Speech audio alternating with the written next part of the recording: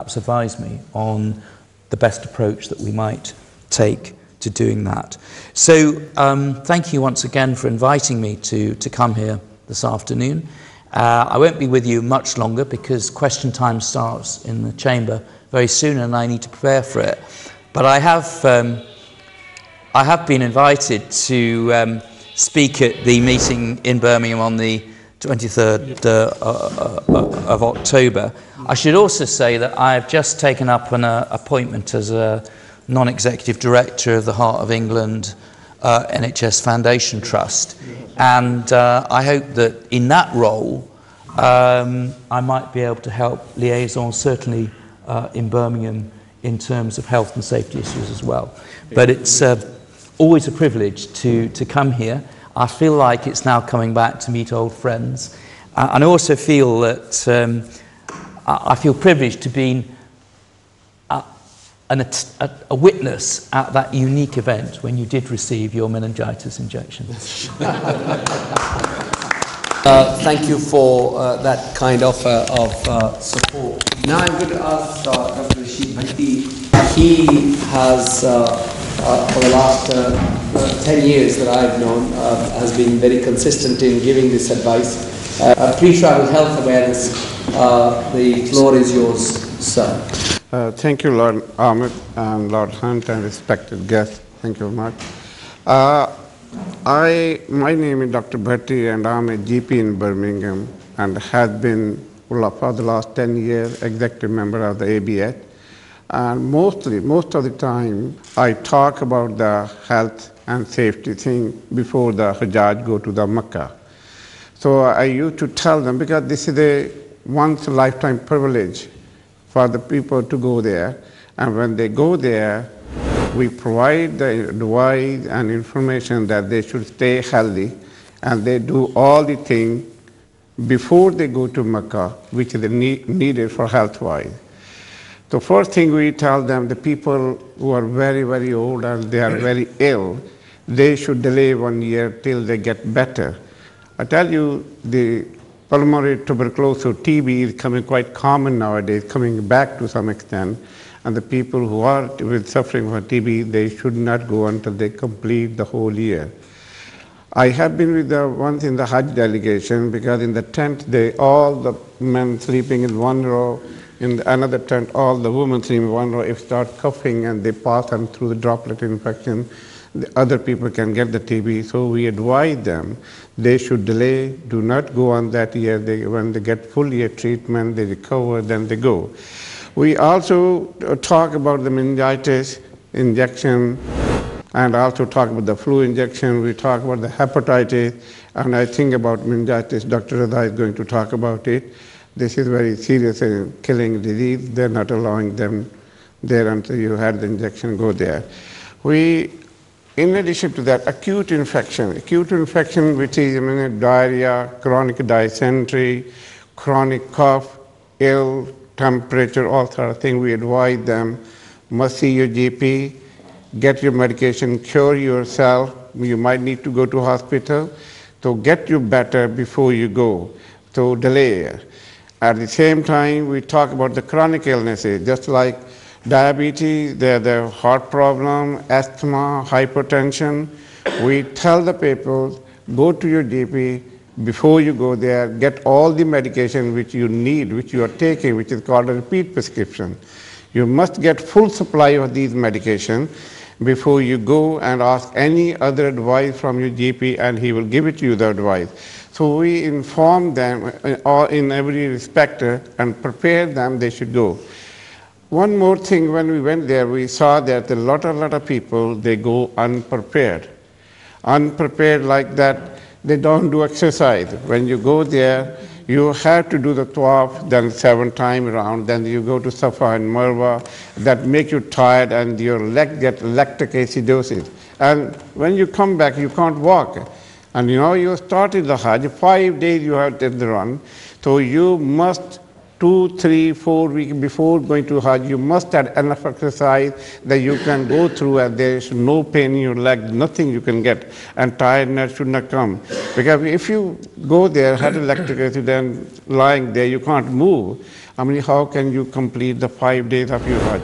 So these are the important things we are telling them, that before you go, must do that sort of thing.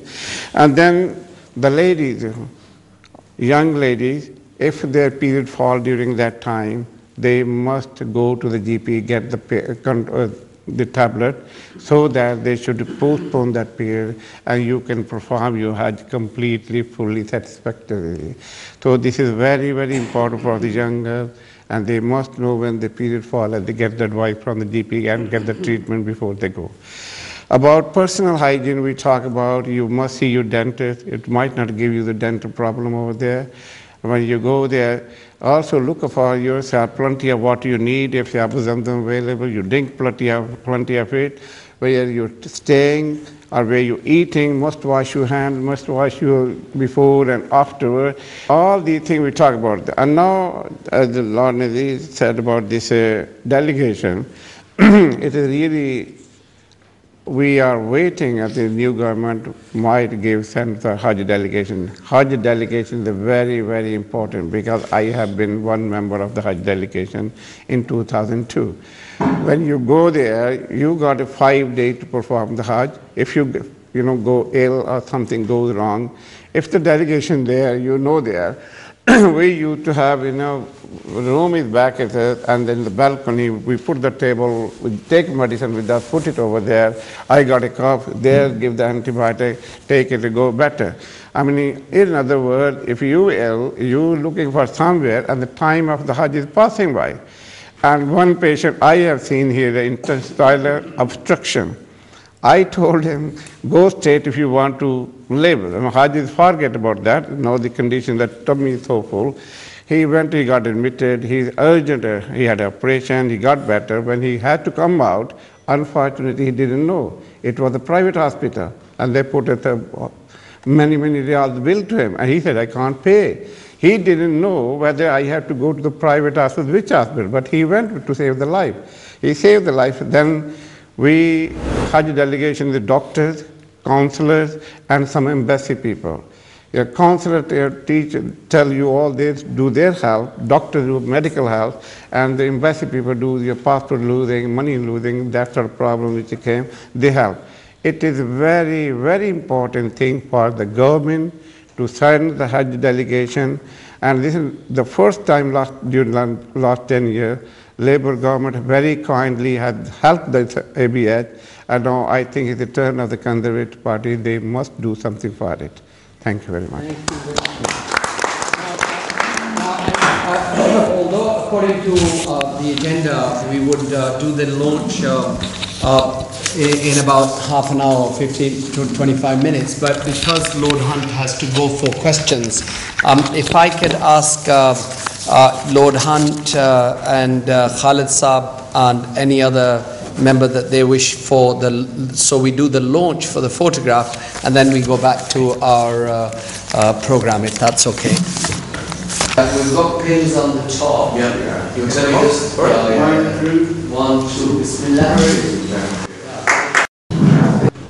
So it's a great pleasure to ask Dr. Sayyid Raza Hussain now to do his presentation in relation to meningitis. Thank you very much, my Lord Ahmed. Distinguished guests, ladies and gentlemen. Meningitis is a well-known, notorious killer disease which respects no national or international boundaries. It is highly infectious and rapidly spreads from one person to the other. It is literally incurable, and the fatality rate is extremely high indeed. Now, those few who do manage to survive through most intensive hospital treatment often end up with all the miserable sequelae, such as damage to the brain, kidneys, the lungs, and the limbs, etc. And I can assure you, with a great sense of sadness, that their life is very, very poor indeed. I mean, the quality of life is extremely poor indeed. Now, over 2 million people will converge upon Mecca in Saudi Arabia during the next few weeks. And for that matter, in addition to people coming from all over the world, there are about 25,000 pilgrims expected on an average each year for Hajj pilgrimage, that is. The Association of British Hajj, UK, the only national Hajj-specific organization, organizes high-profile publicity campaigns throughout the year with the very kind help of the print and electronic media, by special TV programs on various channels, and I've been just on 2 in the recent week or 2, and also by organizing seminars. Again, we are going to have our grand annual seminar, which is an annual event about which Your Lordship was talking earlier on in Birmingham, and I believe the date has been set as 23rd, and you are more than welcome, in fact, you are most welcome to join us over there. We'll be delighted to receive you there. Now, through all these means and methods, we have been trying to organize educational training programs, distributing multilingual literature to raise awareness of pre-travel health and safety issues, and in particular, prevention of meningitis amongst the prospective Hajj pilgrims. Now, I wish to extend our deep appreciation and gratitude to the good ladies and gentlemen of the media who are present over here and always come along to our other meetings and seminars and workshops, etc. in Birmingham. In the past, they have accompanied us in Manchester, in Bradford, and I recall in Glasgow as well. We are most grateful because thereby, by spreading the good word, you don't know, but we as doctors do, what a difference you are making between life and death. Because, as I said, meningitis is a killer disease. Every year, an increasing number of people out of the population of 2 million Muslims in the UK will travel to Saudi Arabia. Since it will be an ongoing process, there is desperate need to protect these travelers to avoid the risk of any outbreak of meningitis, or for that matter, any other infectious disease, including hepatitis, typhoid, etc. And this risk is, I cannot overemphasize the significance of the preventive measures. This risk arises and in fact increases because you never know the returnees from the Hajj, what germ they might have caught up over there, and they are bringing it into the community in UK. I, for one, as a doctor who have been involved for the past decade, in fact 12 years, with the Association of British Hajj, and I have been an NHS doctor here for almost 4 decades, believe it or not. I can, honest with hand on my heart, I can say that the difference between life and death, and for that matter, the quality of life amongst those living, makes all the difference if we do follow the advice in most humble way, which I'm trying to communicate today. The British Association, in fact, the Association of British Hajj, UK, has been committed to do this noble cause, to provide such dedicated services to our countrymen. The help that we have received from the Department of Health in this respect has been invaluable to achieve our desired objectives, and we wish to extend